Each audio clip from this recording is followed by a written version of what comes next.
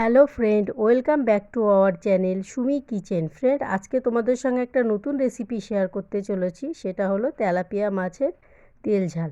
তো রেসিপিটা খুব সহজভাবে বানিয়েছি এবং খেতেও হয়েছে দুর্দান্ত। তোমরা তো দেখেই বুঝতে পারছো ঝোলের কালারটা। তো চলো রেসিপিটা শুরু করা যাক। এখানে আমি তেলাপিয়া মাছগুলোকে কেটে ধুয়ে ভালো করে পরিষ্কার করে নিয়েছি। আর ওপর দিয়ে দিলাম লবণ, আর দিয়ে দেবো সামান্য পরিমাণ হলুদ।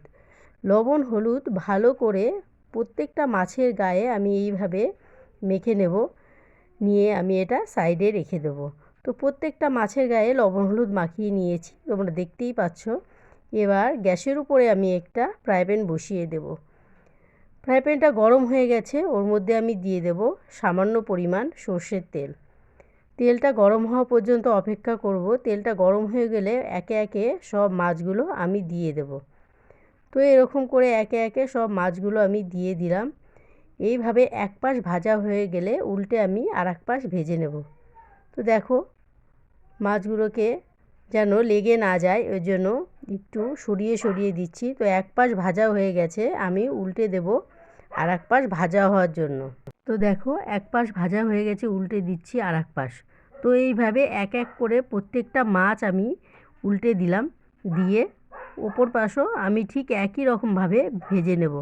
তো মাছগুলো আমার অলমোস্ট ভাজা হয়ে গেছে। এবার সবগুলো তেলাপিয়া মাছ আমি এরকমভাবে তুলে নেব। তো এক এক করে সব মাছগুলো আমি এইভাবে ফ্রাই প্যান থেকে তুলে নিচ্ছি। তো মাছ ভাজা তেলের উপরেই আমি এবার দিয়ে দেব ফোড়ন। তো এখানে যেহেতু আমি ঝাল করছি, তো দিয়ে দিলাম হাফ টিস্পুন কালো জিরে। কালো জিরে দিয়ে একটু ফ্রাই হয়ে গেলে দিয়ে দেবো 3টে মিডিয়াম সাইজের পেঁয়াজ বাটা।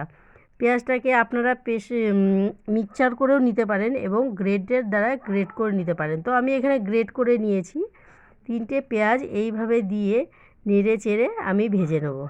পেঁয়াজগুলো একটু লাল লাল হয়ে গেলে পরে অন্যান্য মশলা আমি দেবো। তো ওপর দিয়ে সামান্য পরিমাণ লবণ এবং সামান্য পরিমাণ হলুদ দিলাম। হলুদ লবণ দিয়ে ঠিক একইভাবে এরকম নেড়ে চেড়ে পেঁয়াজগুলোকে আমি ভেজে নিচ্ছি। তো এবার কিছুক্ষণের জন্য আমি পেঁয়াজগুলোকে লো মিডিয়ামে রেখে এরকম নেড়ে চেড়ে ভেজে নেব। তো হালকা ব্রাউন কালার হয়ে গেলে ওপর দিয়ে দিয়ে দেবো আমি এখানে রেড চিলি পাউডার।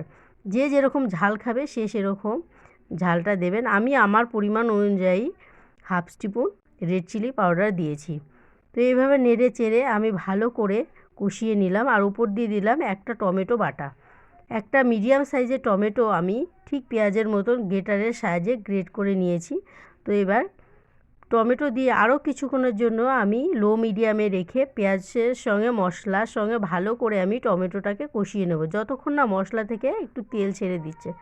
তো দেখতেই পাচ্ছেন অলমোস্ট প্রায় মশলাটা কষানো হয়ে গেছে, হালকা তেলও ছেড়ে দিয়েছে। আর একটু কষিয়ে নিয়ে আমি জল দিয়ে দেবো। তো এইভাবে আরেকটু নেড়ে চেড়ে নিলাম হাই মিডিয়ামে দিয়ে গ্যাসটাকে। এইভাবে আরও কিছুক্ষণের জন্য আমি নেড়ে চেড়ে মশলাটাকে ভালোভাবে কষিয়ে নেব, যেন মশলা থেকে কোনো কাঁচা গন্ধ না বেরোয়। তো এবার হয়ে গেছে মশলা কষানো, আমি দিয়ে দিলাম আমার পরিমাণ মতো জল। যেহেতু এটা একটু ঝাল করব, তাই জলের পরিমাণটা একটু কমই দিলাম।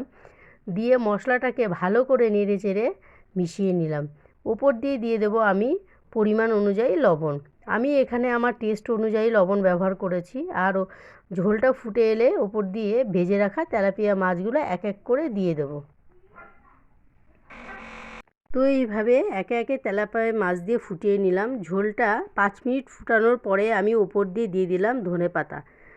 তো বন্ধুরা, তোমরা দেখতেই পাচ্ছ রেসিপিটা আমি কত সহজভাবে বানিয়েছি, তেলাপিয়া মাছের তেল ঝাল। আর খেতেও কিন্তু খুবই দুর্দান্ত স্বাদের হয়েছিল। তোমরা চাইলে বাড়িতে ট্রাই করে দেখতে পারো। তো বন্ধুরা, আমার রেসিপিটা যদি ভালো লাগে তোমরা অবশ্যই লাইক কমেন্ট শেয়ার করবে আর আমার চ্যানেলটাকে সাবস্ক্রাইব করে আমার পাশে থাকবে। তো হয়ে গেছে তেলাপিয়া মাছের তেল ঝাল। এবার আমি একে একে মাছগুলো দিয়ে ওপর দিয়ে ঝোলটা দিয়ে নামিয়ে নিলাম। সবাইকে রেসিপি দেখার জন্য ধন্যবাদ।